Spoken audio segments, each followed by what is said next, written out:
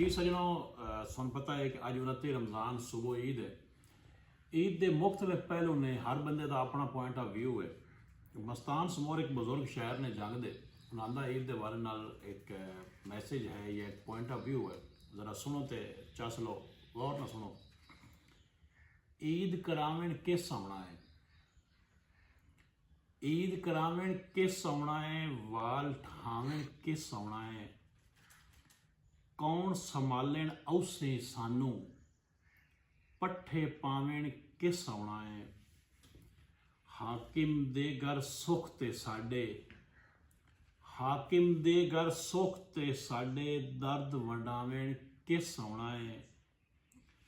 कैदी मावां कैदी भैणा, वीर खिड़ावें किस आउना है, काजी मेरा उमर ते नहीं ना,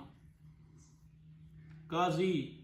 मेरी उमर ते नहीं ना, अदल करावें किस आउना है, भावें जेल च खाने पकसन, भावें जेल च खाने पकसन, रल के खावें किस आउना है,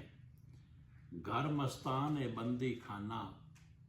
घर मस्तान है बंदी खाना, मिलन मिलावें किस आउना है, ईद करावें किस आउना है,